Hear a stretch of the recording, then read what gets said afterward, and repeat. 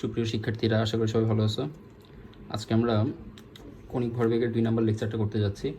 1 নম্বর লেকচারে আমরা কণিক ভরবেগ কী জিনিস, কণিক ভরবেগ কীভাবে হিসাব করতে হয়, এর সূত্রগুলো কীভাবে এসেছিল, এগুলো সব আমরা এক এক করে দেখেছিলাম। আমরা একটা দুইটা ম্যাথমেটিক্যাল প্রবলেমও সলভ করেছিলাম। দেন আজকে আমরা করতে যাচ্ছি কণিক ভরবেগের 2 নম্বর লেকচার। এই লেকচার আজকে আমরা দেখব কণিক ভরবেগের সংরক্ষণ, অর্থাৎ রৈখিক ভরবেগের সংরক্ষণ যেরকম ছিল m1 u1 plus m2 u2 সমান সমান m1 v1 plus m2 v2, এরকম করে আজকে আমরা সেমভাবে কণিক ভরবেগের সংরক্ষণ সূত্র দেখব। তো কণিক ভরবেগের সংরক্ষণ সূত্রটা বোঝার জন্য আমাদেরকে গত ক্লাসে আমরা যে যে সূত্রগুলো এক এক করে দেখেছিলাম সেই সূত্রগুলো আরেকবার একটু রিভাইজ দিয়ে নিতে হবে, কারণ সেই সূত্রগুলোর যদি কোথাও তোমার কোনো বেসিকে প্রবলেম থাকে তাহলে তুমি কণিক ভরবেগের সংরক্ষণটা ভালো মতো ক্যাচ করতে পারবে না। তো আমরা গতদিন যে সূত্রগুলো দেখেছিলাম সেই সূত্রগুলোর মধ্যে সবার প্রথমে সংজ্ঞা জেনেছিলাম। সংজ্ঞা কী ছিল মনে আছে তো সবার? সংজ্ঞা ছিল বৃত্তাকার পথে ঘূর্ণায়মান কোনো একটা বস্তু কোনো একটা বিন্দুকে কেন্দ্র করে যখন ঘূর্ণনশীল থাকে তখন ওই কেন্দ্র থেকে বস্তুটার বৃত্তাকার যে পথে ঘুরতেছে, কেন্দ্র থেকে বৃত্তাকার সেই পথের ব্যাসার্ধ ভেক্টর ও বস্তুটার রৈখিক ভরবেগের ভেক্টর গুণফলকে আমরা বলতাম কণিক ভরবেগ। আরেকবার বলি, বৃত্তাকার পথে ঘূর্ণায়মান কোনো কণার ব্যাসার্ধ ভেক্টর এবং রৈখিক ভরবেগের ভেক্টর গুণফলকে আমরা বলতাম কণিক ভরবেগ। বৃত্তাকার পথে ঘূর্ণায়মান কোনো কণার ব্যাসার্ধ ভেক্টর এবং রৈখিক ভরবেগের ভেক্টর গুণফলকে আমরা বলতাম কণিক ভরবেগ। তো কী ছিল ব্যাপারটা? ধরে নিলাম এইখানে একটা বৃত্তাকার পথ আছে, এই বৃত্তাকার পথে এখানে একটা বৃত্তাকার পথ আছে, এই বৃত্তাকার পথে একটা বস্তু এই বিন্দুকে কেন্দ্র করে ঘুরতেছে। অবশ্যই একটা বিন্দুকে কেন্দ্র করে ঘুরতে হবে যদি বৃত্তাকার পথে ঘুরতে হয়। তো যেই বিন্দুটা কেন্দ্র করে ঘুরতেছে আমরা এই বিন্দুটাকে বলতে পারি অবজারভার।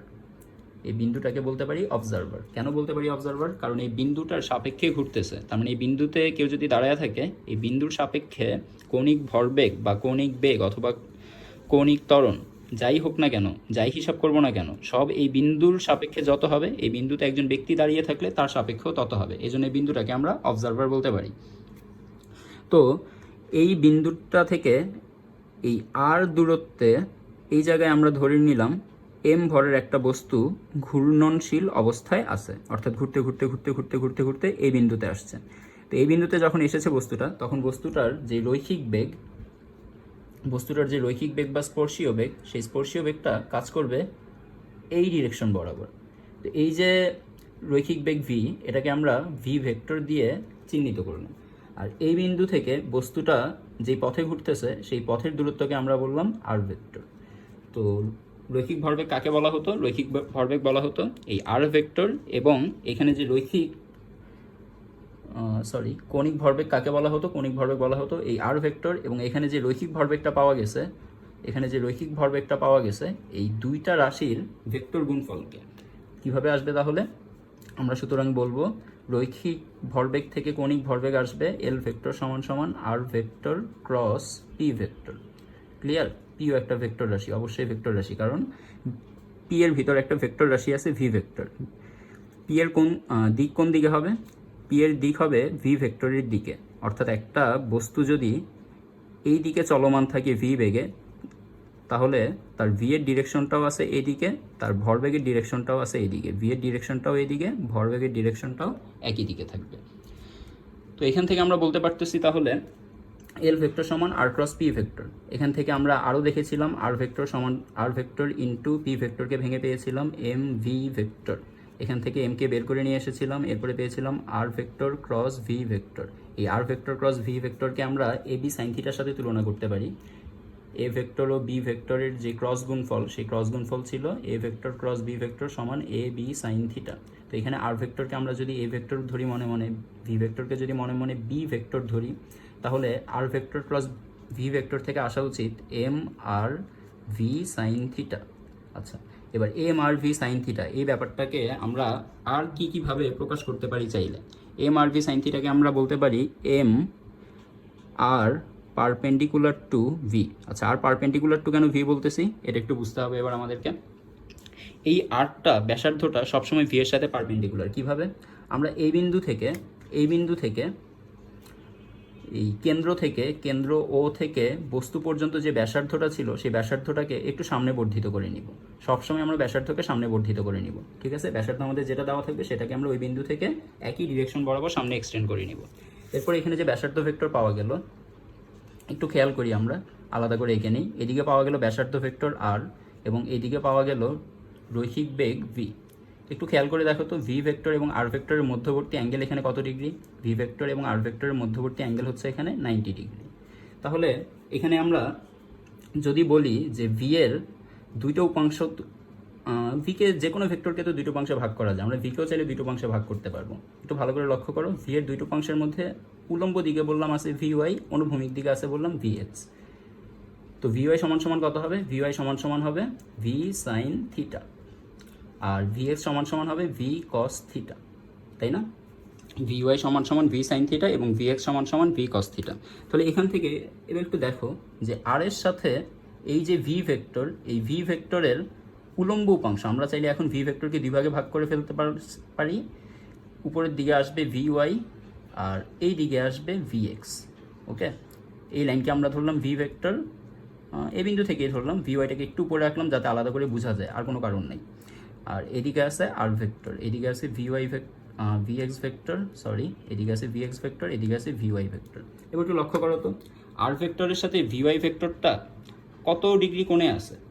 আর ভেক্টরের সাথে ভি ওয়াই ভেক্টরটা আছে আর এবং ভি ওয়াই, আর এবং ভি ওয়াইয়ের মধ্যবর্তী অ্যাঙ্গেলটা আছে 90 ডিগ্রি, এবং আর এর সাথে ভি এক্স এর মধ্যবর্তী অ্যাঙ্গেলটা আছে এখানে 0 ডিগ্রি, তাই না? ভি ওয়াই মানে কি? ভি ওয়াই মানেই ছিল ভি সাইন থিটা। তাহলে আমরা আর এর সাথে ভি এর কোন উপাংশটাকে 90 ডিগ্রিতে পাচ্ছি? আর এর সাথে ভি এর ভি ওয়াই উপাংশটাকে 90 ডিগ্রিতে পাচ্ছি, অর্থাৎ ভি সাইন থিটা উপাংশটাকে 90 ডিগ্রিতে পাচ্ছি। থিটা কোথায়? এই যে এখানে আছে থিটা। তাহলে ভি সাইন থিটা সমান কত হবে? ভি ওয়াই সমান ভি সাইন থিটা সমান হবে V into sine 90 degree. Sine 90 ডিগ্রির ভ্যালু হচ্ছে, সাইন 90 ডিগ্রির ভ্যালু হচ্ছে 1, তাহলে ভি সাইন 90 ডিগ্রি থেকে আসবে 1। বুঝতে পারছি? এই জন্য আমাদের এখানে ভি সাইন 90 ডিগ্রির পরিবর্তে আমরা সরাসরি লিখে রাখছি শুধু ভি। ভি সাইন 90 ডিগ্রির পরিবর্তে লিখে রাখছি শুধু ভি, কারণ ভি ওয়াই যেদিকে ভিও তো সেদিকেই, এজন্য ভি ওয়াই আর ভিকে আলাদা করে আর বলার দরকার নেই। এবং ভি যেহেতু পুরোপুরি উলম্ব দিকে আছে, তাই ভি এর পুরোপুরি মানটাই চলে আসবে ভি ওয়াই এর দিকে, ভি এক্স এর দিকে কোনো মান আসবে না, কারণ ভি ওয়াই পুরোপুরি সোজা উপরের দিকে আছে, একটুও ভি এক্স এর দিকে হেলে পড়ে না। এই জন্য ভি এক্স এর দিকে ভি ওয়াই এর কোনো মান আসবে না, ভি ওয়াই এর পুরো মানটাই থাকবে পুরোপুরি ভি এর দিকে। ভি যেদিকে ছিল ভি ওয়াই এর পুরো মানটাও থাকবে সেদিকে, ভি এক্স এর দিকে কোনো মান আসবে না। তো ভি এক্স এর দিকে কোনো মান আসে নেই এবং ভি এক্সটাও আর এর সাথে পারপেন্ডিকুলারে নেই, এজন্য আমরা ভি এক্স দিয়ে কখনোই রৈখিক ভরবেগ কণিক ভরবেগ হিসাব করব না। আমরা কণিক ভরবেগ হিসাব করার সময় সবসময় আর এর সাথে বেগের যেই উপাংশটা 90 ডিগ্রিতে থাকবে বা উলম্বভাবে থাকবে সেই উপাংশটাকে নিব। এখানে আর এর সাথে বেগের ভিওয়াই উপাংশটা উলম্বভাবে আছে, এই জন্য আমরা আর এর সাথে ভিওয়াইকে নিয়ে একবারে সূত্র লিখেছি M R V sine theta. এই যে এটা ছিল actually V Y, V sine থিটাটা ছিল অ্যাকচুয়ালি ভি ওয়াই। তো M R V sine theta বা এম আর ভি ওয়াই, আর এর সাথে ভি ওয়াই যেহেতু পারপেন্ডিকুলারভাবে আছে এই জন্য আমরা এখানে পারপেন্ডিকুলার লিখতে পারি। বুঝতে পারছি? তো এই ছিল আমাদের একটা সূত্র। আরেকটা সূত্র ছিল L equals I omega. L equals I omega, L vector সমান সমান আই ইন্টু ওমেগা ভেক্টর, ঠিক আছে? আচ্ছা, এই সূত্রটা লেখার সময় খুব ভালোভাবে আমাদেরকে খেয়াল রাখতে হবে যে ওমেগা যেই দিকে আছে এলটাও সেই দিকে আছে কিনা। এখন আমরা কিভাবে বুঝবো যে ওমেগা যেদিকে আছে এল সেই দিকে আছে কিনা? মনে রাখবো আমাদের বস্তু যদি সিমেট্রিক হয়, বস্তু যদি সিমেট্রিক্যাল হয়, সিমেট্রিক্যাল বস্তুর জন্য ওমেগা এবং এল এর ডিরেকশন একই থাকে। ওমেগা এবং এল এর ডিরেকশন একই থাকে।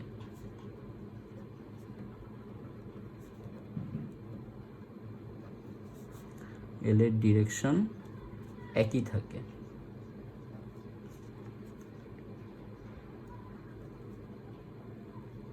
ঠিক আছে? সিমেট্রিক্যাল বস্তুর জন্য ওমেগা এবং এল এর ডিরেকশন একই থাকে। ওমেগা ভেক্টরের ডিরেকশন যেদিকে, এল ভেক্টরের ডিরেকশন সেই দিকে। সিমেট্রিক্যাল বস্তু কি? যেমন মনে করো একটা সুষম গোলকের সব জায়গায়, মানে তুমি যদি সুষম গোলকের প্রস্থচ্ছেদ করো বা লম্বচ্ছেদ করো, তাহলে যেই দুইটা অংশ তৈরি হবে সেই দুইটা অংশ পরস্পর আইডেন্টিক্যাল থাকবে, একই থাকবে, দেখতে একই রকম হবে। এজন্য এই বস্তুগুলোকে আমরা বলবো সিমেট্রিক্যাল বস্তু। তো সিমেট্রিক্যাল বস্তু এরকম কী কী হতে পারে? এরকম করে তুমি গোলক ছাড়া আর কী কী বস্তুকে সিমেট্রিক্যাল বলতে পারো? তুমি যদি একটা সিলিন্ডার নাও, সিলিন্ডার ক্ষেত্রেও সেম ব্যাপারটা পাবা। সিলিন্ডারকে মাঝামাঝি তুমি যদি প্রস্থচ্ছেদ করো তাহলে আইডেন্টিক্যাল দুইটা অংশ পাওয়া যাবে সিলিন্ডার। অথবা তুমি একটা সুষম চাকতি বলতে পারো, একটা গোলক বলতে পারো, ফাঁপা বা নিরেট দুইটাই। সিলিন্ডার বলতে পারো, নিরেট বা গোলক দুইটাই। তুমি একটা আয়তকার প্লেট বলতে পারো, আয়তকার, বর্গাকার, যা মন চায়, ত্রিভুজাকৃতির প্লেট বলতে পারো। তুমি একটা সুষম একমাত্রিক রডের কথা চিন্তা করতে পারো। অর্থাৎ আমরা জড়তার ভ্রামক যে যে বস্তুগুলোর জন্য শিখেছিলাম, নিয়মিত যে সকল বস্তুর জন্য শিখেছিলাম, নিয়মিত বস্তু মানে গোলক একটা নিয়মিত বস্তু, যদি সুষম হয়ে থাকে আর কি। আবার সুষমও হইতে হবে, তাকে সুষম ঘনত্বের হইতে হবে। সিলিন্ডার হোক, চাকতি হোক, আয়তকার হোক, যাই হোক, সব সুষম ঘনত্বের হইলে সেগুলোকে আমরা শুধুমাত্র সিমেট্রিক্যাল বস্তু বলতে পারবো। আর যখনই সিমেট্রিক্যাল বস্তু হবে তখনই আমরা বলতে পারবো L vector equals I vector, sorry I into omega vector. I একটা স্কেলার রাশি, জড়তার ভ্রামক একটা স্কেলার রাশি, ঠিক আছে? বুঝতে পারছি? তো এখন পর্যন্ত আমাদের কাছে এই সূত্রগুলোর একদম ডিটেলস আমরা গত লেকচারে দেখেছিলাম, প্রায় 1 ঘন্টা ব্যাপী, 1 ঘন্টা একটু বেশি, 1 ঘন্টা 15-20 মিনিট ব্যাপী আমরা কণিক ভরবেগের 1 নম্বর লেকচারটাও এখানে আলোচনা করেছিলাম এই সূত্রগুলো সবগুলো ডিটেলস নিয়ে। আজকে আমরা যেটা দেখতে যাচ্ছি সেটা কণিক ভরবেগের সংরক্ষণ। তো কণিক ভরবেগের সংরক্ষণটা বোঝার জন্য চলো আমরা নিউটনের দ্বিতীয় সূত্র থেকে কাজ শুরু করি। নিউটনের দ্বিতীয় সূত্র থেকে আমরা জানি যে বস্তুর ভরবেগের পরিবর্তনের হার এর উপর প্রযুক্ত বলের সমানুপাতিক। বস্তুর ভরবেগের পরিবর্তনের হার এর উপর প্রযুক্ত বলের সমানুপাতিক, এবং বল যেদিকে ক্রিয়া করে ভরবেগের পরিবর্তনটাও সেদিকে ঘটে থাকে, ঠিক আছে? তাহলে এখান থেকে আমরা কি জেনেছিলাম নিউটনের দ্বিতীয় সূত্র থেকে?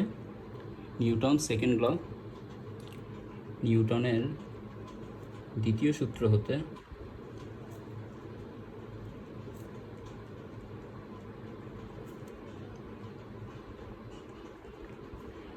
নিউটনের দ্বিতীয় সূত্রতে আমরা জেনেছিলাম বস্তুর ভরবেগের পরিবর্তনের হার প্রযুক্ত বলের সমানুপাতিক। তাহলে ভরবেগের পরিবর্তনটার জন্য আমরা ডেল্টা ভি ইউজ করলাম, আর সময়ের পরিবর্তনের জন্য ডেল্টা টি ইউজ করলাম। তাহলে ভরবেগের পরিবর্তনের হার, এটা তোমরা জেনে থাকবে এতদিনে, যে কোনো রাশিকে সময় দিয়ে ভাগ করা মানে হচ্ছে সময়ের সাথে হার নির্ণয় করা, সময়ের সাপেক্ষে তার হার নির্ণয় করা, তার change of rate with respect to time, এটা বোঝানো আর কি।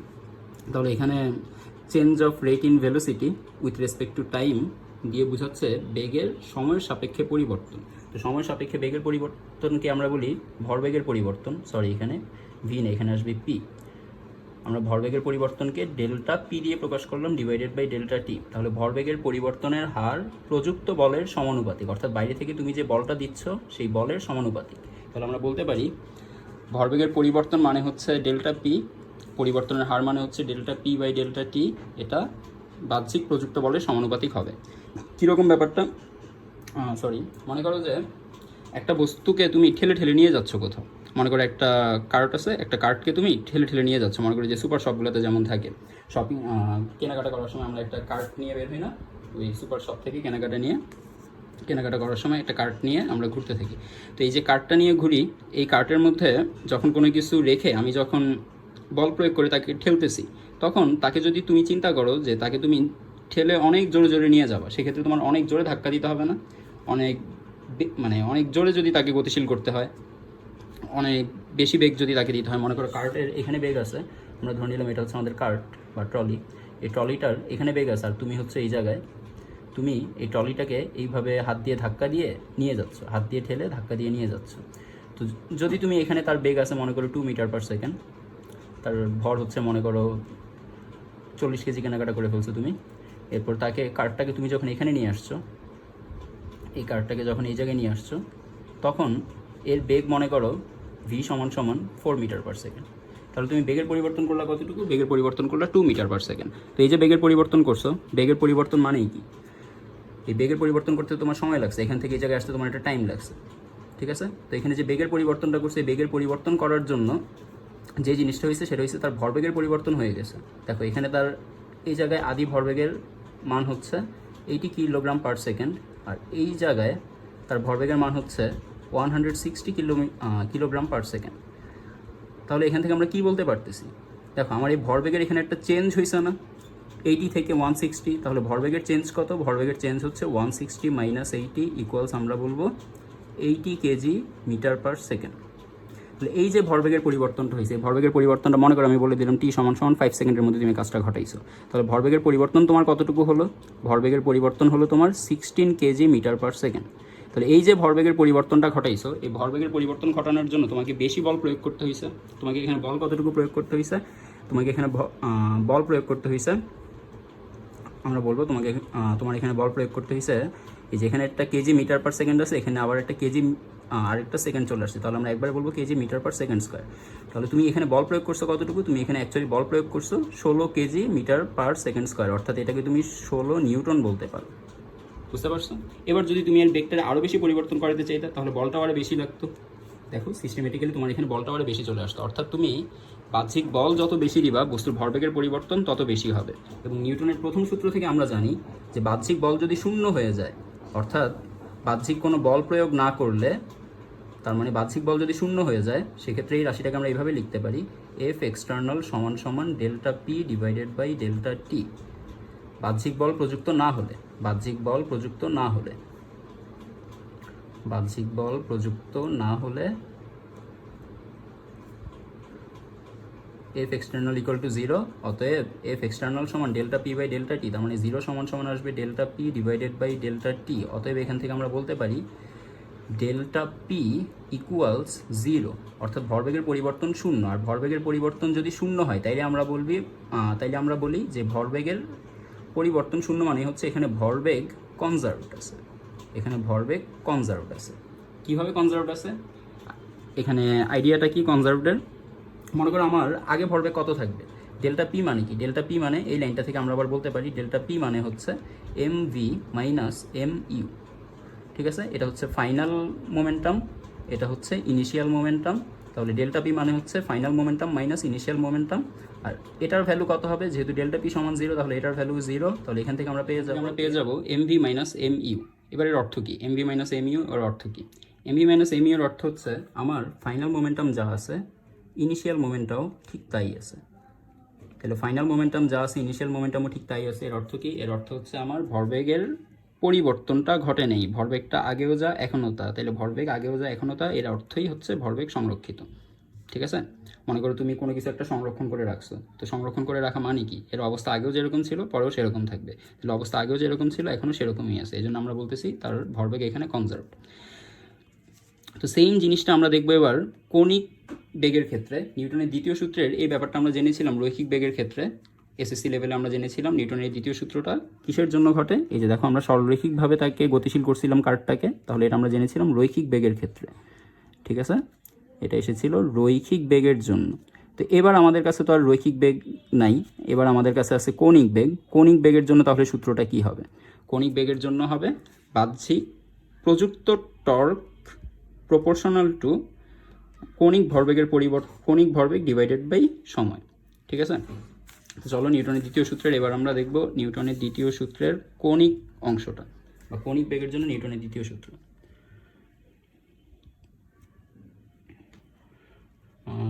শ্যাডো করলে আমি সরি, কারেন্ট চলে গেছে। তাইলে কৌণিক সরণের কৌণিক বেগের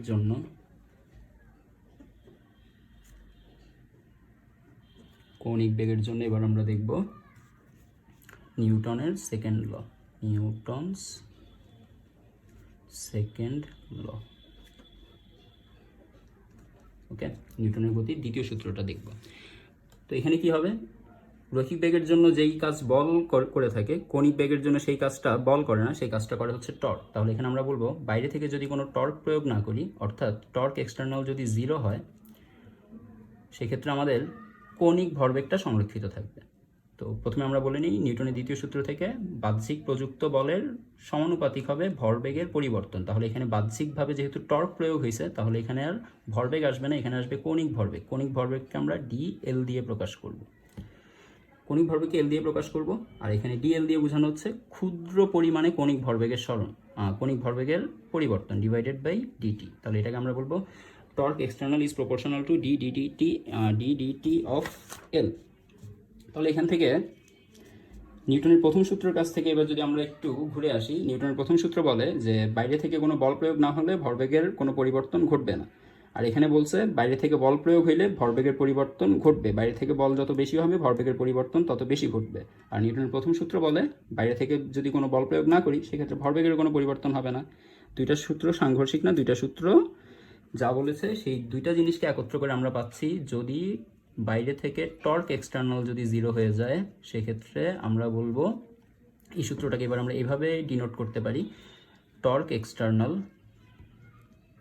ইকুয়ালস ডিএল বাই ডিটি। এটা ক্ষুদ্র সময়ের জন্য, আমরা যদি খুব বড় মার্জিনের কোনো সময়ের জন্য চিন্তা করি তাহলে আসবে delta L divided by delta T. Okay, এবার যেহেতু আমার বাহ্যিক প্রযুক্ত টর্ক শূন্য, বাহ্যিক প্রযুক্ত টর্ক কীভাবে শূন্য হবে? মনে করো এখানে একটা বস্তু ঘূর্ণায়মান ছিল, এখানে এরকম করে মনে করো একটা বস্তু বা একটা চাকতি ঘূর্ণায়মান ছিল, তো সে কত বেগে ঘুরতেছিল? আমরা ধরে নিলাম সে এই কেন্দ্রগামী উলম্ব ঘূর্ণন অক্ষের সাপেক্ষে সে ওমেগা সমকোণিক বেগে ঘূর্ণনরত ছিল, অর্থাৎ প্রতি সেকেন্ডে সে একই পরিমাণে কণিক সরণ ঘুরতেছে, প্রতি সেকেন্ডে সে একই পরিমাণ করে কণিক সরণ ঘুরতেছে। অর্থাৎ এই চাকতিটা যখন এই বিন্দু চারপাশে একবার ঘুরতেছে, মনে করো চাকতির এখানে এই বিন্দু আছে, এই বিন্দুটা এখান থেকে এই জায়গায় ঘুরে আসতে তার প্রত্যেকবার একই করে সময় লাগতেছে, ঠিক আছে? চাকতিটা যখন ঘুরবে চাকতির সাথে সাথে এই বিন্দুটাও ঘুরবে, এই বিন্দু একবার এখানে আসবে, এখানে আসবে, এখানে আসবে, এখানে আসবে, এরকম করতে করতে এই বিন্দুটা পুরো একবার ঘুরতে যে সময়টা লাগতেছে সেই সময়টা সবসময় সেম থাকলে আমরা বলবো এখানে ওমেগাটা হচ্ছে সমকৌণিক বেগ, ঠিক আছে? কারো কৌণিক বেগ সবসময় সমান থাকলে আমরা বলবো সে সমকৌণিক বেগে ঘূর্ণায়মান আছে।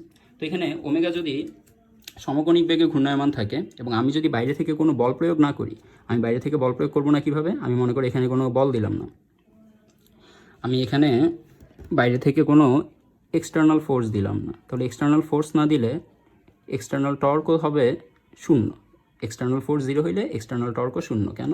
কারণ টর্ক সমান সমান আমরা জানতাম আর এফ সাইন থিটা, আর এফ সাইন থিটা।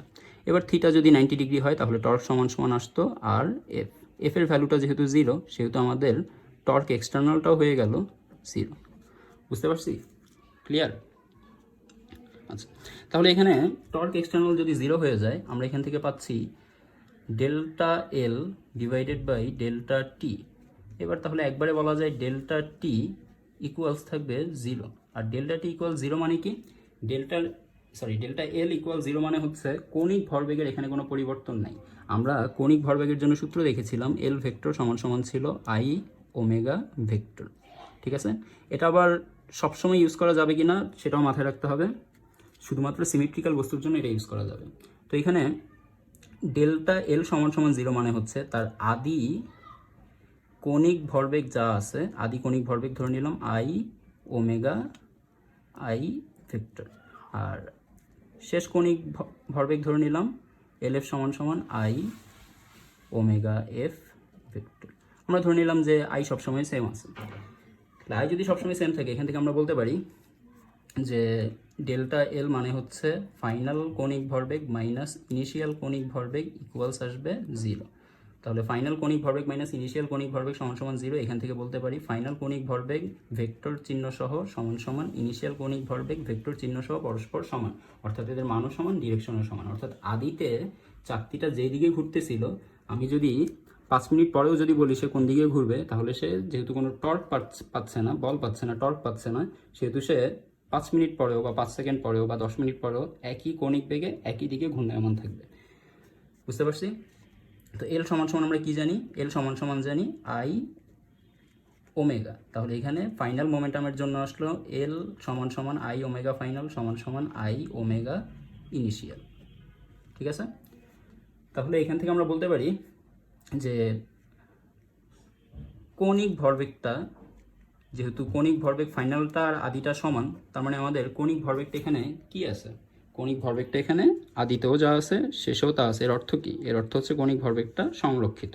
কৌণিক ভরবেগের মানে কোনো হেরফের না ঘটলে আমরা বলতে পারবো কৌণিক ভরবেগটা এখানে সংরক্ষিত আছে। তাহলে কৌণিক ভরবেগ সংরক্ষিত হলে সুতরাং আমরা এখানে বলতে পারি কৌণিক ভরবেগ সংরক্ষিত।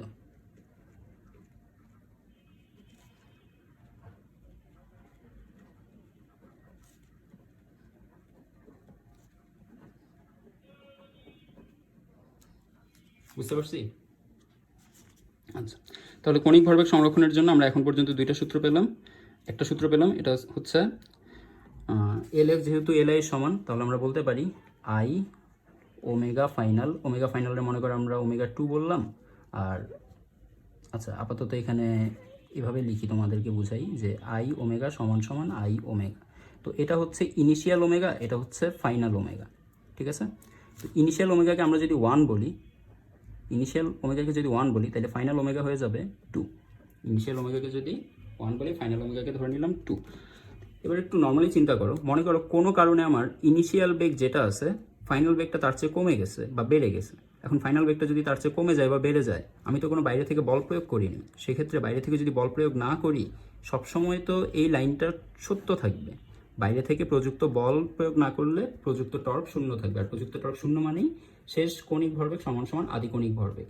এবার কোনো কারণে যদি প্রযুক্ত বল না দেওয়ার পরেও কৌণিক বেগটা যদি বেড়ে যায়, আদি কৌণিক বেগটা যা ছিল তা থেকে যদি শেষ কৌণিক বেগটা বেড়ে যায়, তাহলে এই দুই পক্ষকে সমান সমান রাখার জন্য এখান থেকে যদি ওমেগা 2টা কোনো কারণে যদি ওমেগা 1 থেকে বেড়ে যায়, সেক্ষেত্রে moment of inertia omega I2 যেটা আছে সেটাকে I1 থেকে কমায় ফেলতে হবে। বুঝতে পারতেছি কি বললাম আমরা এখানে? যদি কোনো কারণে আমি বাইরে থেকে কোনো বল দেই নেই, বাইরে থেকে কোনো বাহ্যিক টর্ক প্রয়োগ করি নেই, তারপরেও যদি কোনো কারণে কৌণিক বেগটা আদিতে যা ছিল তার চেয়ে যদি একটু বেড়ে যায়, অর্থাৎ আদিতে ছিল ওমেগা আই, পরে হয়ে গেছে ওমেগা এফ, আদিতে ছিল ওমেগা 1, পরে হয়ে গেছে ওমেগা 2, কোনো কারণে যদি ওমেগাটা বেড়ে যায়, সেক্ষেত্রে বাইরে থেকে বল প্রয়োগ না করার কারণে অবশ্যই তাদেরকে এই ইকুয়েশনটা মেনে চলতে হবে।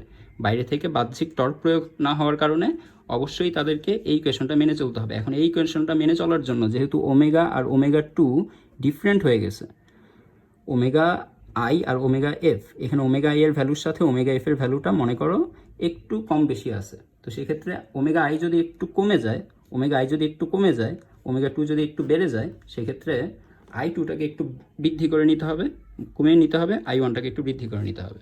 তো কীভাবে ঘটে ব্যাপারটা? আমরা এখানে একটা এক্সাম্পল দিয়ে ব্যাপারটাকে বুঝতে পারি। টর্ক এক্সটার্নাল সমান সমান 0 হলে 5 কেজি মিটার স্কয়ার একটি বস্তু, 5 কেজি মিটার স্কয়ারের একটি বস্তু, টর্ক সমান 0 হলে 5 কেজি মিটার স্কয়ারের একটি বস্তু 2 রেডিয়ান পার সেকেন্ড বেগ হতে ঘুরতে ঘুরতে 1 রেডিয়ান পার সেকেন্ড হয়ে যায়, তবে এর পরবর্তীতে জড়তার ভ্রামক কত? তো আমরা এখানে দেখতেছিলাম যে একটা বস্তুর উপর বাইরে থেকে কোনো প্রযুক্ত টর্ক দেওয়া হয়নি, বাহ্যিক এক্সটার্নাল টর্ক 0। তার মানে বাহ্যিক এক্সটার্নাল টর্ক যেহেতু 0 হয়ে গেছে, বাহ্যিক এক্সটার্নাল টর্ক যেহেতু 0 হয়ে গেছে, সেহেতু আমরা বলতে পারি, বাহ্যিক এক্সটার্নাল টর্ক যেহেতু 0 হয়ে গেছে, সেহেতু আমরা বলতে পারি এখানে কৌণিক ভরবেগ সংরক্ষিত থাকবে। অর্থাৎ আদিতে যে কৌণিক ভরবেগে সে ঘুরতেছিল, শেষেও সেম একই কৌণিক ভরবেগে সে ঘুরতে থাকবে। তাহলে আদিতে কৌণিক ভরবেগ ছিল 2 রেডিয়ান পার সেকেন্ড এবং জড়তার ভ্রামক ছিল 5। তাহলে আদিতে I1 সমান ছিল 5 কেজি মিটার স্কয়ার, ওমেগা 1 ছিল 2 রেডিয়ান পার সেকেন্ড, পরবর্তীতে ওমেগা ডিক্রিজ হয়ে ওমেগার মান হয়ে গেছে 1 রেডিয়ান পার সেকেন্ড। আমাদের জিজ্ঞেস করেছে তাহলে বর্তমানে তার জড়তার ভ্রামকটা কত, পরবর্তীতে মানে হচ্ছে এখন তার জড়তার ভ্রামকটা কত। তাহলে ব্যাপারটা কি? ব্যাপারটা মনে করো এখানে একটা চাকতি এরকম করে ঘুরতেছিল ওমেগা বেগে, ওমেগা ছিল 2 রেডিয়ান পার সেকেন্ড। তো কোনো কারণে চাকতিটার বেগটা কমে গেছে, কৌণিক বেগটা কমে গেছে। এখন কৌণিক বেগটা কমে গেলে আমি কি বাইরে থেকে তাকে কোনো হাত দিয়ে ধরে বেগ কমানোর চেষ্টা করছি? না। যেহেতু আমি বাইরে থেকে হাত দিয়ে ধরে বেগটা কমানোর চেষ্টা করিনি, তাহলে তার কৌণিক ভরবেগ যেটা, তার কৌণিক ভরবেগের পরিবর্তন যেটা, সেটা 0 থাকবে। অর্থাৎ delta of L vector equal to হবে 0। আর delta of L vector equal to 0 মানে L vector L F final minus L I initial equal 0। অর্থাৎ আদি কৌণিক ভরবেগ আর শেষ কৌণিক ভরবেগ এখানে পরস্পর সমান হয়ে যাবে। আদি কৌণিক ভরবেগ এবং শেষ কৌণিক ভরবেগ পরস্পর সমান। তো আদি কৌণিক ভরবেগের জন্য আমরা I1 এর মানও জানি, ওমেগা 1 এর মানও জানি। তাহলে আমরা বলতে পারি আদি কৌণিক ভরবেগ সমান সমান I1 ইন্টু ওমেগা 1। কত আসবে এখানে? 5 এর সাথে 2 মাল্টিপ্লাই করে আসবে 10 কেজি মিটার স্কয়ার, রেডিয়ান লেখা লাগবে না, সেকেন্ড। তাহলে তার আদি কৌণিক ভরবেগ যদি এত হয়, শেষ কৌণিক ভরবেগটাকেও এত হইতে হবে, তাহলেই না ব্যাপারটা কনজার্ভ থাকবে। তাহলে শেষ কৌণিক ভরবেগ সমান সমান আদি কৌণিক ভরবেগ হইতে হবে। শেষ কণিক ভরবেগ পাওয়া গেছে 10, তাহলে আদি কণিক ভরবেগের জন্য আমরা সূত্র পেয়েছি I2 ওমেগা 2।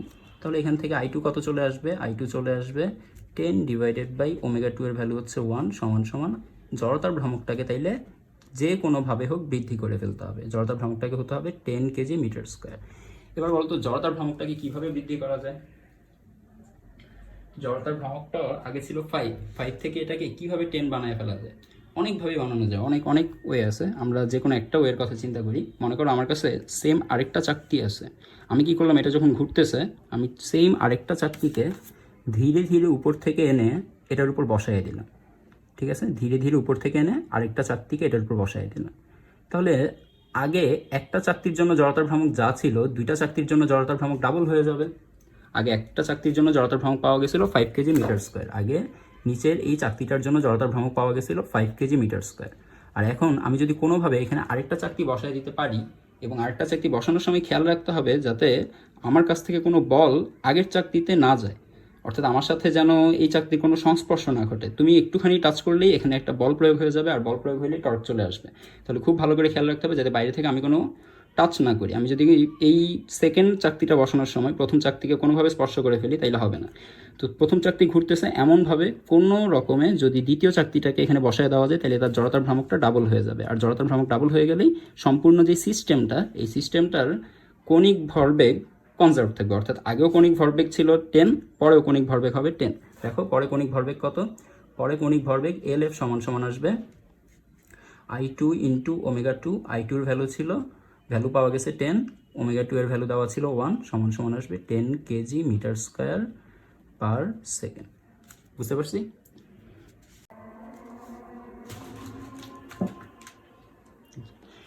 তো সমকোণিক বেগ ঘূর্ণনরত একটা চাকতির ভ্রামক যদি 5% হ্রাস করা হয় তাহলে চাকতির কণিক বেগ কত শতাংশ বৃদ্ধি পাবে? চাকতির জড়তার ভ্রামক আগে ধরে নিলাম I1 সমান সমান I।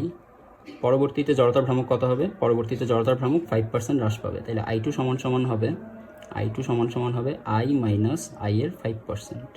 তাহলে I এর 5% মানে কত? I এর 5% মানে I minus 5I divided by 100। কাটাকাটি করলে এখানে পাবো I/20। তাহলে I মাইনাস I/20 একবারে বিয়োগ করলে আমরা পাবো 19I ডিভাইডেড বাই 20। তাহলে এটা হচ্ছে আমার I2 এর ভ্যালু, আর I1 এর ভ্যালু হচ্ছে I2 এর ভ্যালু পাওয়া গেছে 19I ডিভাইডেড বাই 20।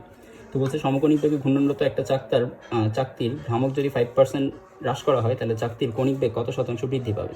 তো এই যে আমরা ভ্রামক 5% হ্রাস করছি, আমরা ধরে নিচ্ছি এই ভ্রামকটা হ্রাস করার সময় কোনো টর্ক দেওয়া হয়নি, তাই এখানে টর্ক এক্সটার্নাল সমান সমান 0, অর্থাৎ বাইরে থেকে কোনো প্রযুক্ত টর্ক নাই। তাহলে বাইরে থেকে যদি প্রযুক্ত টর্ক না থাকে আমরা বলতে পারি L1 বা L ইনিশিয়াল সমান সমান L ফাইনাল হবে, অর্থাৎ কণিক ভরবেগ আদিরটা সমান সমান কণিক ভরবেগ শেষেরটা। তাহলে কণিক ভরবেগ আদিরটার জন্য আমরা পাবো I1 ওমেগা 1, শেষেরটার জন্য পাবো I2 ওমেগা 2। তাহলে এখান থেকে I2 সমান সমান জানি, I1ও জানি, ওমেগা 1 ছিল আগে ধরে নিলাম, যেহেতু সমকোণিক বেগে ঘুরতেছে আমরা ধরে নিলাম ওমেগা 1, ওমেগাও ধরা যায়, আমরা শুধু ওমেগা ধরে নিলাম যে আগে সে শুধু ওমেগা বেগে ঘুরতেছে। তাহলে এখানে আসবে I1 এর জায়গায় আসবে I, ওমেগা 1 এর জায়গায় আসবে ওমেগা, সমান সমান I2 এর জায়গায় আসবে 19I ডিভাইডেড বাই 20। তাহলে ওমেগা 2 কত হবে? এখান থেকে আমরা বলতে পারি ওমেগা 2 হবে 20 এসে, আচ্ছা I কেটে দিলাম, 20 এসে ওমেগার সাথে গুণ হবে, তাহলে 20 ওমেগা ডিভাইডেড বাই 19। এটা হচ্ছে আমাদের ওমেগা 2 এর ভ্যালু। বুঝতে পারছি?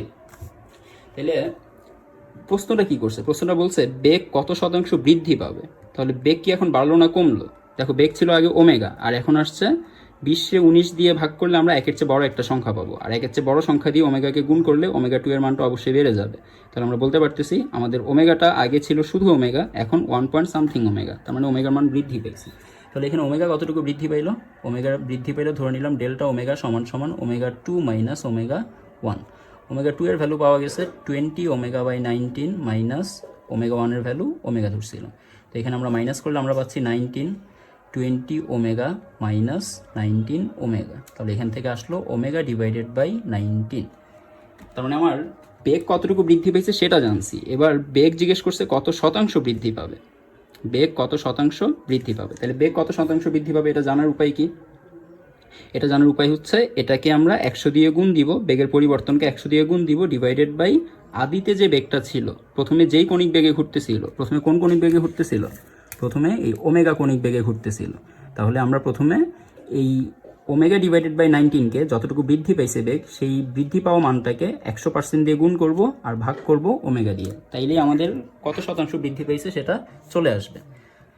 তাহলে সুতরাং ওমেগা বৃদ্ধি পাইছে কত শতাংশ সমান সমান আমরা এখানে বলতে পারি ওমেগা বৃদ্ধি পাইছে সমান সমান ওমেগার পার্সেন্টেজ হচ্ছে omega by 19 into 100% divided by omega. এবার এটা ক্যালকুলেট করলে যা আসবে তাই অ্যান্সার। এটা ক্যালকুলেট করলে 100/19 আসবে। এটা ক্যালকুলেট করলে ওমেগা ওমেগা ক্যান্সেল হয়ে যাবে, আসবে 100 ডিভাইডেড বাই 19। তাহলে এত পার্সেন্ট আমাদের চাকতির কণিক বেগটা বেড়ে যাবে। চাকতির কণিক বেগ বেড়ে যাবে 100 ডিভাইডেড বাই 19%। বুঝতে পারছিস? আচ্ছা, এবার 2 নম্বর ম্যাথটা একটু দেখি। 2 নম্বর ম্যাথে বলা আছে একটি সুষম আনুভূমিক পাতলা চাকতির ভরকেন্দ্র দিয়ে উলম্ব ঘূর্ণন অক্ষের সাপেক্ষে ওমেগা বেগে গতিশীল। কে গতিশীল? একটি সুষম আনুভূমিক পাতলা চাকতির ভরকেন্দ্র দিয়ে উলম্ব ঘূর্ণন অক্ষের সাপেক্ষে চাকতিটাই ওমেগা বেগে গতিশীল। একটি এম ভরের ইঁদুর চাকতির ব্যাস বরাবর এক প্রান্ত থেকে অপর প্রান্তের দিকে গতিশীল হলে নিচের কোনটা সত্য? একটা এমসিকিউ এখানে 5টা অপশন দিয়ে রাখছে, নিচের কোনটা সত্য।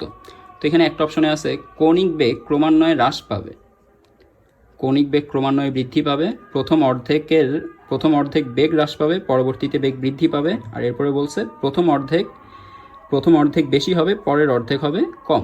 আচ্ছা, কি বলছে আগে সেটা একটু বুঝে নিই। প্রথমে বলছে একটা সুষম পাতলা চাকতি আছে, তো মনে করে এটা হচ্ছে একটা সুষম পাতলা চাকতি। এই হলো একটা সুষম পাতলা চাকতি। এই চাকতির উপর একটা ইঁদুর, এম ভরের একটি ইঁদুর চাকতির ব্যাস বরাবর এক প্রান্ত হতে অপর প্রান্তের দিকে গতিশীল। তাহলে আমরা ধরে নিলাম এটা হচ্ছে আমাদের ব্যাস। এই ব্যাসের এই প্রান্ত থেকে মনে করো একটা ইঁদুর, এই প্রান্ত থেকে মনে করো একটা ইঁদুর, এই প্রান্ত থেকে মনে করো একটা ইঁদুর এই ব্যাস বরাবর কেন্দ্র অতিক্রম করে এই প্রান্ত পর্যন্ত আসবে। তো ইঁদুরটা যেখানে ছিল সেখানে ইঁদুরটা থাকা অবস্থায় চাকতিটা ঘুরতেছিল ওমেগা বেগে। ঠিক আছে, এখানে চাকতির একটা ভর আছে, ইঁদুরের একটা ভর আছে।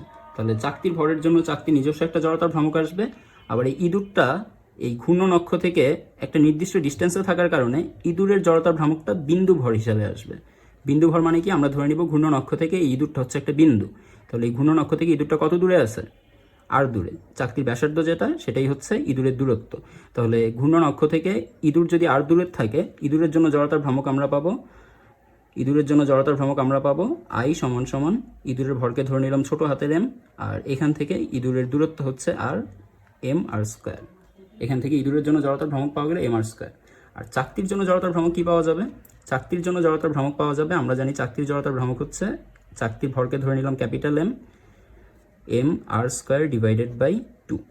ঠিক আছে, তাহলে প্রথমে যখন ইঁদুরটা চাকতির এক প্রান্তে ছিল তখন ইঁদুরের জড়তার ভ্রামক আর চাকতির জড়তার ভ্রামক, এই দুইটা জড়তার ভ্রামকের সাপেক্ষে বা এই দুইটা জড়তার ভ্রামককে নিয়ে চাকতিটা কত বেগে গতিশীল ছিল? ওমেগা বেগে গতিশীল ছিল। তাহলে এখান থেকে আমরা বলতে পারি যে চাকতিটার এখন বর্তমানে না, চাকতিটার পূর্বে যখন ঘুরতেছিল ওমেগা বেগে তখন চাকতিটার কণিক ভরবেগ কত? আমরা যদি চাকতিটার আদি কণিক ভরবেগ বের করি তাহলে আসবে এল আই সমান সমান, চাকতিটার আদি কণিক ভরবেগের জন্য আসবে এল আই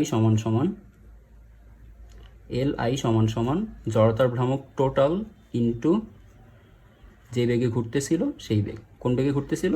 আমরা ধরে নিলাম ওমেগা 1 বেগে ঘুরতেছিল। আচ্ছা, এবার চাকতির টোটাল জড়তার ভ্রামক কত?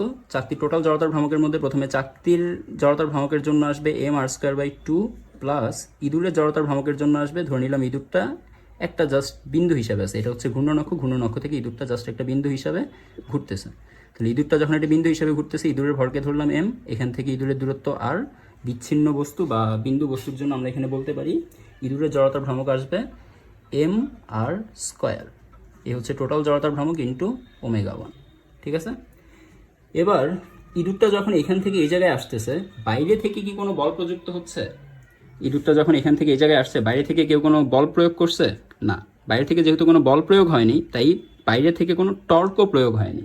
বাইরে থেকে প্রযুক্ত বল শূন্য হইলে বাহ্যিক টর্কের মানও শূন্য হবে। তাহলে বাইরে থেকে যদি আমাদের প্রযুক্ত বল শূন্য হয়, আমরা দেখতে পাচ্ছি বাইরে থেকে বল প্রয়োগ করা হয়নি, চাকতিটা ঘূর্ণায়মান অবস্থা থেকে ইঁদুর হাঁটতে হাঁটতে এই পর্যন্ত আসছে। তাহলে বাইরে থেকে যেহেতু বল প্রযুক্ত হয়নি, বাইরে থেকে টর্কও প্রযুক্ত হয়নি, এক্সটার্নাল টর্কও 0। তাহলে এক্সটার্নাল টর্ক যদি এখানে 0 হয়, আমরা বলতে পারি আমাদের ফাইনাল মোমেন্টাম ইনিশিয়াল মোমেন্টামের সমান হবে, অর্থাৎ এল ফাইনাল সমান সমান L initial. Angular momentum final equals angular momentum initial. তাহলে এখানে ফাইনাল অ্যাঙ্গুলার মোমেন্টামের জন্য আমরা প্রথমে একটু হিসাব করি যে ইঁদুরটা তো হাঁটতেছে, ইঁদুরটা হাঁটতে হাঁটতে এই ঘূর্ণনক্ষের প্রথমে একবার কাছে আসবে, আবার এখান থেকে ঘূর্ণনক্ষ থেকে দূরে যেতে থাকবে। তো সে যখন ঘূর্ণনক্ষের কাছে আসতেছে তখন আমরা বলবো এটা হচ্ছে প্রথম অর্ধেক, আর ঘূর্ণনক্ষ থেকে যখন আবার দূরে যাবে এটা হচ্ছে পুরা ঘটনার দ্বিতীয় অর্ধেক। ইঁদুরটা এখান থেকে এই জায়গায় আসার মধ্যে টোটাল কয়টা ঘটনা আছে? 2টা। ইঁদুরটা একবার ঘূর্ণনক্ষের দিকে আসতেছে আর একবার ঘূর্ণনক্ষ থেকে দূরে চলে যেতেছে। তো যখন ইঁদুরটা ঘূর্ণনক্ষের কাছে আসতেছে বা দিকে আসতেছে, তখন আমরা ধরে নিলাম যে ইঁদুরটা ঘূর্ণনক্ষের দিকে আসতে আসতে আমরা ধরে নিলাম ইঁদুরটা ঘূর্ণনক্ষ থেকে আসতে আসতে এই যে এখান থেকে এইদিকে আসতে আসতে সে প্রথমে মনে করো আর দূরত্ব অতিক্রম করছে, এক্স দূরত্ব অতিক্রম করছে ধরে নিলাম। এক্স দূরত্ব অতিক্রম করে ইঁদুরটা এই জায়গায় আসছে, এম ভরের ইঁদুরটা এখন এই জায়গায় অবস্থান করতেছে। তো এম ভরের ইঁদুরটা এখান থেকে এক্স দূরত্ব অতিক্রম করে যদি এই জায়গায় আসে, তাহলে এখন বর্তমানে জড়তার ভ্রামকটা কত হবে? বর্তমানে জড়তার ভ্রামক আই টোটাল হবে, আর এল এফ এর জন্য বলতে পারি ওমেগা 2 সমান সমান হবে এল আই এর সমান। ঠিক আছে? তাহলে এখান থেকে আই টোটালের জন্য আমরা বলতে পারি, আই টোটালের মধ্যে চাকতি এখন আগেও যেভাবে ছিল এখনও সেভাবেই আছে, চাকতিতে কোনো সমস্যা ঘটেনি। সমস্যা ঘটছে ইঁদুর আগে ঘূর্ণনক্ষ থেকে যে দূরত্বে ছিল এখন সেই দূরত্বে নাই, ইঁদুর ঘূর্ণনক্ষ থেকে এখন কাছে চলে আসছে, কিন্তু চাকতিটা কি ছোট বড় হয়েছে? না। তাহলে চাকতির জড়তার ভ্রামক আগেও যা ছিল চাকতির জড়তার ভ্রামক এখনও তাই হবে। কিন্তু এখন ইঁদুরের জড়তার ভ্রামক কত হবে? ইঁদুর আগে ঘূর্ণনক্ষ থেকে আর দূরত্বে ছিল, এখন ঘূর্ণনক্ষ থেকে আছে আর মাইনাস এক্স দূরত্বে। তাহলে ইঁদুরের জড়তার ভ্রামক হবে এম ইন্টু আর মাইনাস এক্স হোল স্কোয়ার সমান সমান, সরি এই দুইটাকে ওমেগা 2 এর সাথে ইন্টু করব, তারপরে বলবো এল আই এর সমান হবে। ঠিক আছে? এবার আমাদের এখানে অপশনে কী কী দিছে অপশনটা আরেকবার দেখি। অপশনগুলো সব বেগ রিলেটেড দিছে। বলছে কৌণিক বেগ ক্রমান্বয়ে হ্রাস পাবে, অথবা কৌণিক বেগ ক্রমান্বয়ে বৃদ্ধি পাবে, অথবা প্রথম অর্ধেক এই যে এখান থেকে এই জায়গায় আসাটাকে বলছে প্রথম অর্ধেক, এখান থেকে এই জায়গায় চলে যাওয়াকে বলছে দ্বিতীয় অর্ধেক। প্রথম অর্ধেক বেগ হ্রাস পাবে বলছে, পরের অর্ধেক বেগ বৃদ্ধি পাবে, অথবা উল্টাটাও হতে পারে, প্রথম অর্ধেক বেশি পরের অর্ধেক কম। তাহলে এখানে কোনটা ট্রু? আবার এখানে বলছে কোনোটিই না, এরকম একটা অপশন আছে কোনোটিও না, এটাও কি হতে পারে কিনা দেখতে হবে। তো খেয়াল করেন এখান থেকে আমরা দেখতে পাইতেছি এই অংশে ওমেগা 2 এর মানটা বাড়বে না কমবে? দেখো তো তোমার এই পার্টের জড়তার ভ্রামকটা এই পার্টের জড়তার ভ্রামকের চেয়ে বেশি না কম? অর্থাৎ IT1 IT2 এর চেয়ে কম না বেশি? এটাকে আমরা আইটি বললাম, এটাকে আইটি প্রাইম বললাম। অর্থাৎ টোটাল মোমেন্ট অফ ইনার্শিয়া আগে যেটা ছিল সেটা পরের টোটাল মোমেন্ট অফ ইনার্শিয়ার চেয়ে কম না বেশি?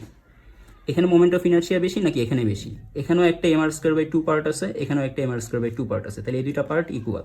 এবার এই দুইটা পার্ট কি ইকুয়াল? mr² এবং mr minus X whole square, এই দুইটা কি ইকুয়াল? না।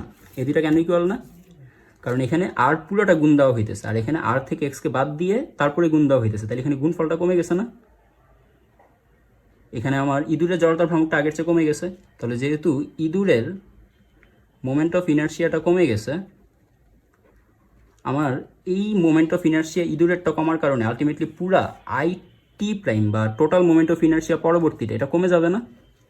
তাহলে আমার ইঁদুরের মোমেন্ট অফ ইনার্শিয়া কমার কারণে আমি বলতে পারি আমার টোটাল মোমেন্ট অফ ইনার্শিয়াটা কমে গেছে। আর টোটাল মোমেন্ট অফ ইনার্শিয়া কমে গেলে এটার সাথে তো এটাকে সমান রাখতে হবে, এটার সাথে এটাকে সমান রাখতে হবে। তাহলে এখানে আগে যদি ওমেগা 1 বেগে ঘুরতো, সরি এল আই সমান সমান বলতে পারি I1 ওমেগা 1, আমরা এখানে I1কে ধরে নিছি আইটি, তাহলে I1 এর জায়গায় আইটি।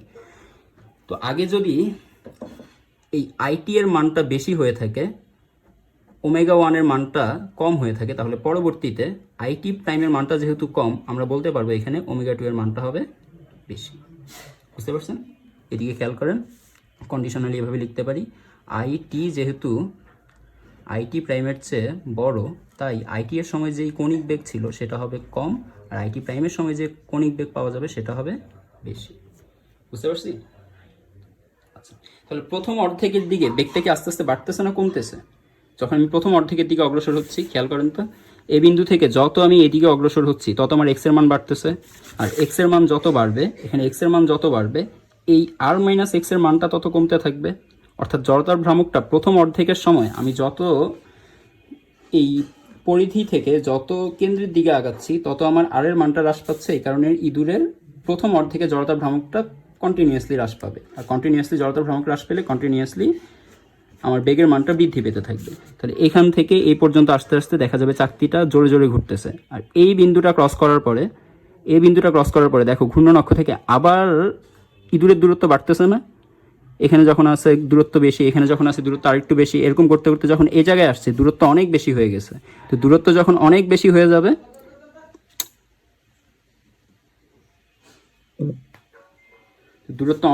যখন হয়ে যাবে তখন এইখান থেকে এই জায়গার যেতে যেতে ইঁদুরটা যত সামনের দিকে যাচ্ছে তত জড়তার ভ্রামক বাড়তে বাড়তে এই পয়েন্টটা ক্রস করার পরে চাকতির বেগটা আবার অটোমেটিক কমতে থাকবে। কমতে কমতে কমতে কমতে পূর্বে যেই বেগে ঘুরতেছিল আবার সে বেগ হয়ে যাবে না?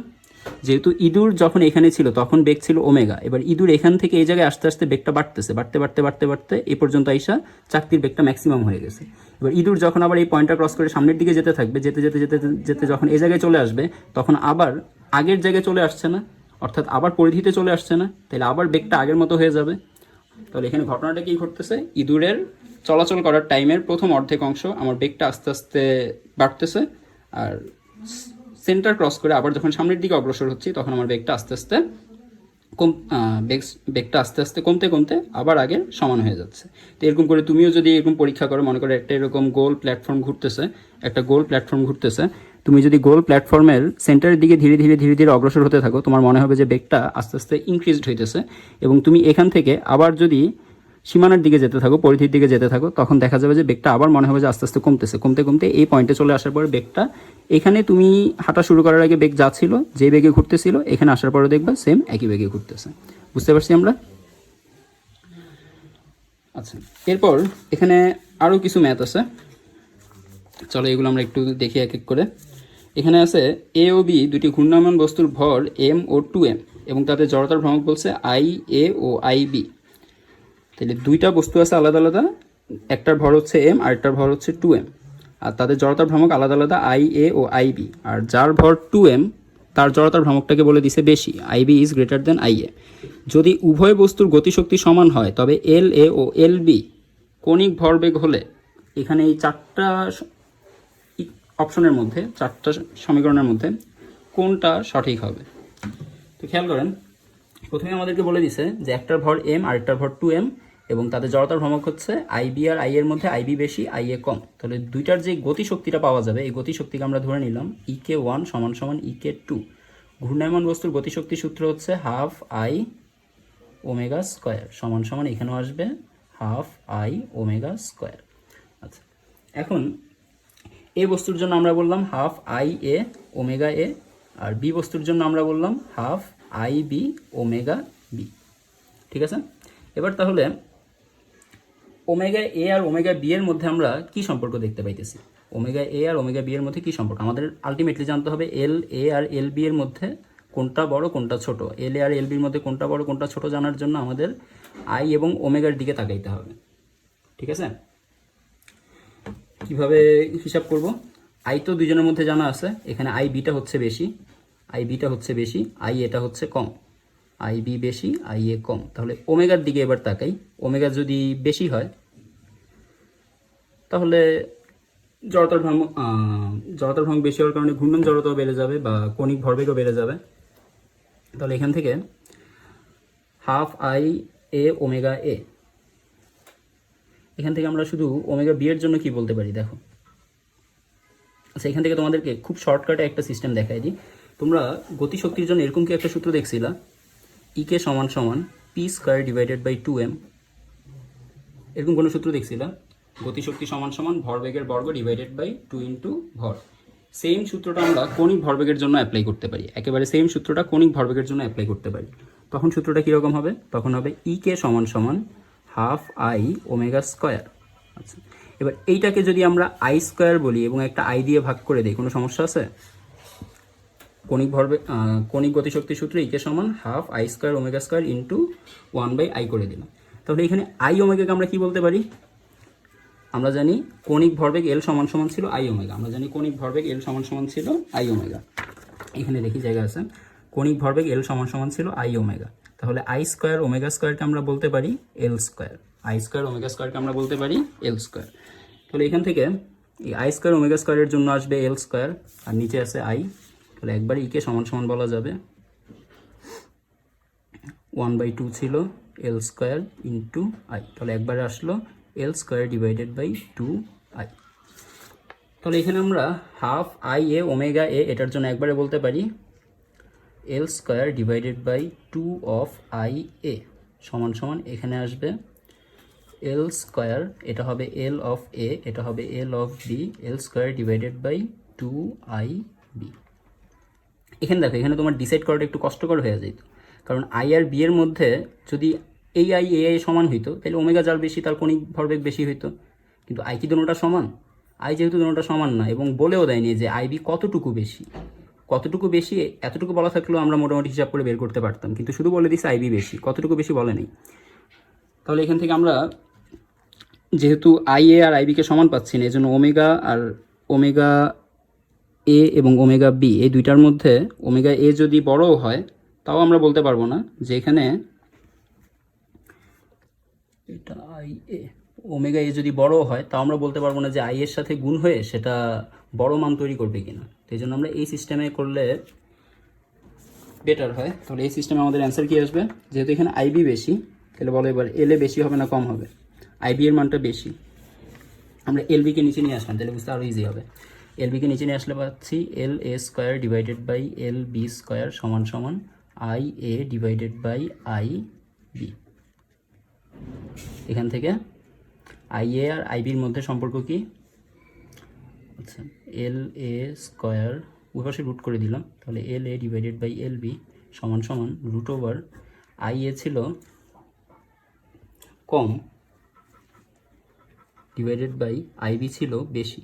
এতটুকু জানি যে আই এ কম আইবি বেশি, তাহলে একটা কম মানকে বেশি মান দিয়ে ভাগ দিলে এখানে রুটের ভিতর একের চেয়ে একটা ছোট সংখ্যা চলে আসবে, তাহলে একের চেয়ে ছোট সংখ্যা চলে আসলে এল এ সমান সমান বলতে পারি একের চেয়ে ছোট সংখ্যা ইন্টু একের চেয়ে ছোট সংখ্যা ইন্টু এলবি। তাহলে এখান থেকে আমরা কি বলতে পারতেছি, এল এ এবং এলবির মধ্যে এলবি বেশি এল এ কম, একের চেয়ে ছোট সংখ্যার সাথে এলবিকে গুণ দিলে এল এর মানটা কম আসবে, তাহলে বলতে পারতেছি আমরা L A is less than L B. তাহলে এখানে যে চারটে ইকুয়েশন দিয়েছিল এই চারটে ইকুয়েশনের মধ্যে কোন ইকুয়েশনটা কারেক্ট, এখানে আছে এল এ গ্রেটার দ্যান এল বি, এখানে আছে এল এ লেস দ্যান এল বি, তাহলে এটা কারেক্ট 4 নাম্বারটা। এখানে কোনটা কারেক্ট ছিল, প্রথম অর্ধেক বেগ ক্রমান্বয়ে বৃদ্ধি পাবে, পরের অর্ধেক বেগ ক্রমান্বয়ে হ্রাস পাবে, তাহলে প্রথম অর্ধেক বেশি পরের অর্ধেক কম, এখানে অ্যান্সার হচ্ছে 5 নম্বরটা। এবার আজকের শেষ কোশ্চেন, এই কোশ্চেনটা দেখে আজকে মতো ক্লাস আমরা এখানেই শেষ করব। এখানে বলছে ঘূর্ণায়মান কোনো একটি বস্তুর নিজ অক্ষের সাপেক্ষে ঘূর্ণন গতিশক্তি 4 জুল এবং জড়তার ভ্রামক এত হলে কৌণিক ভরবেগ কত হবে। এই মাত্র যে সূত্রটা দেখছি এই সূত্রটা দিয়ে খুব ছটপট এটা করে ফেলতে পারবা, শুধু তোমার জানতে হবে ইকে সমান সমান এল স্কোয়ার ডিভাইডেড বাই 2m। এই হচ্ছে কৌণিক ভরবেগ আর গতিশক্তির সম্পর্ক, কৌণিক ভরবেগ ও গতিশক্তি সম্পর্ক। পরীক্ষা যদি আসে কৌণিক ভরবেগ ও গতিশক্তি সম্পর্ক নির্ণয় করো, তাহলে এটা হচ্ছে সূত্র, কৌণিক ভরবেগের সাথে গতিশক্তির সমীকরণ। 2im না 2i। তাহলে এখানে আমার কি কি দেওয়া আছে, জড়তার ভ্রামক দেওয়া আছে, 2 দেওয়া আছে, ইকে দেওয়া আছে, আমার শুধু জিজ্ঞেস করছে এল কত হবে। তাহলে এল এর জন্য ইকুয়েশন বানায় ফেলো, এল সমান সমান আসবে 2i ইন্টু ই কে, উপরে একটা রুট চলে আসবে, ঠিক না, যেহেতু এল স্কোয়ার আছে উপরে একটা রুট চলে আসবে, তাহলে রুট ওভার 2 ইন্টু আই এর ভ্যালু কত, তাহলে 4 দুগুণা 8, 8 দুগুণে 16, রুট 16 থেকে আমরা পাবো 4 KG metre square per second, 4 KG metre square per second. তাহলে এটা হচ্ছে আমাদের অ্যান্সার, বুঝতে পারছি। তো এই হচ্ছে কৌণিক ভরবেগের ম্যাথ। আমরা কৌণিক ভরবেগের সংরক্ষণ সূত্রের আরও একটা পার্ট আনবো, ওই পার্টে আমরা আরও কিছু ম্যাথ করব। কৌণিক ভরবেগের আরও কিছু ম্যাথ করানো জরুরি, কারণ হচ্ছে কৌণিক ভরবেগের ম্যাথগুলো বইয়ে খুব বেশি পাওয়া যায় না, অ্যাডমিশন টেস্টও খুব বেশি আসে না, তাই কনসেপ্ট ক্লিয়ার রাখার জন্য আমাদেরকে আরেকটা পার্টে আরও কিছু ম্যাথ করে নিতে হবে। তো নেক্সট পার্টে দেখা হবে, আজকে এ পর্যন্তই, আল্লাহ হাফিজ।